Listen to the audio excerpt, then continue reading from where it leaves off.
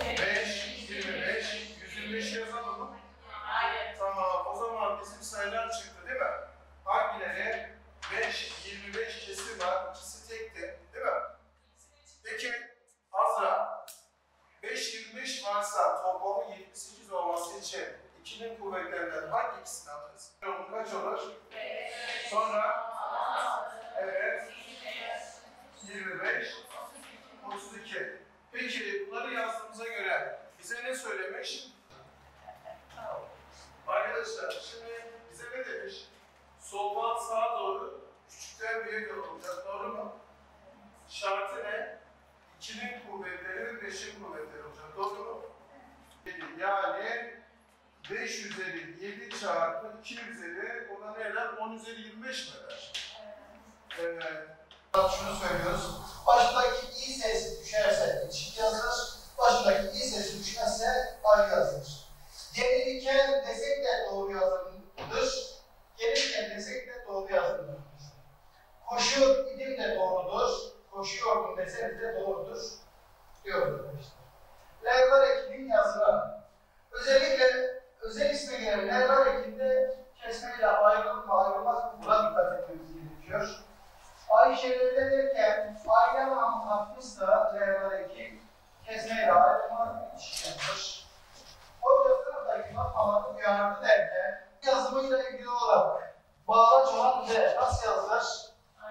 Kim söylemek ister? Buyurun.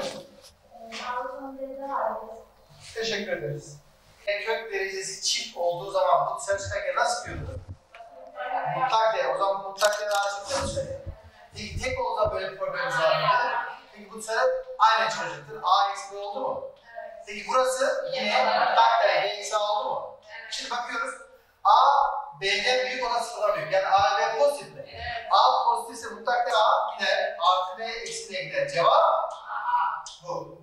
Peki köklü sayılarda arkadaşlar kök dereceleri sıfır olduğu zaman bu işleminin negatif olma durumu var mı? Bir tek ihtimal kalıyor. Ne olacak? Bu da sıfırdır. Bu da sıfır. Öyle değil mi? Yani A eksi B eksi 2 sıfır. 2A artı B eksi 10 ne olmalı? Sıfır.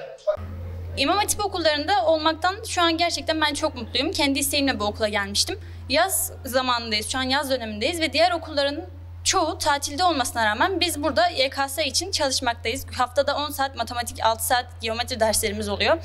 Gerçekten sıkı bir tempo ile ilerliyoruz ve diğer okullarda olmayan şeyler bunlar. İmam Hatip okulları sanıldığının aksine sadece Arapça ve Kur'an dersleri değil, akademik açıdan da çok başarılı olan okullar olmakta şu an. Bugün YKS sonuçlarının açıklandığı bir gün ve bizim okulumuzda ilk 1000'e giren derecelerde, ilk 10.000'e giren derecelerde bulunmakta. Kesinlikle dediğim gibi haftada gördüğümüz 10 saat matematik, 6 saat geometri ve 4 saat Türkçe hiçbir okulda yapılmayan şeyler bunlar. Yaz kursunda hocalarımızın bizim için burada olması, bizlerin YKS'ye çalışmak için burada olması diğer okullarda olmayan şeyler. Bilindiği gibi 6 Şubat tarihinde zorlu bir deprem süreci atlattık.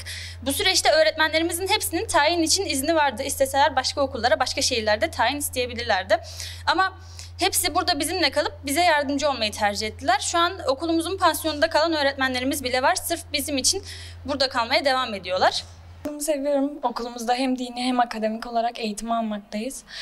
Bu yaz aylarında bize bu olanakları sağladığı için hem okul idaremize hem de öğretmenlerimize teşekkür ediyorum. Deprem felaketini yaşadık ve herkes gerçekten kötü bir şekilde etkilendi. Okulumuzdaki öğretmenler farklı yerlerde daha iyi yerlere gidebilmek varken burada kaldıkları için, burada mescitte, okul şeylerinde, sınıflarında kaldıkları için, yurtta kaldıkları için ve sırf bize bu olanakları sağlamak için kaldıkları için onlara teşekkür ediyorum.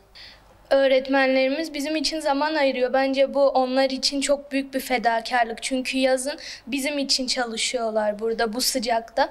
Bu sıcakta biz de eğitimimiz için ileride iyi bir yerlere gelip İmam Hatiplerin iyi şeyler başarabileceğini göstermek için burada biz de çalışıyoruz. Yani gezmek yerine burada çalışmalar yapıyoruz.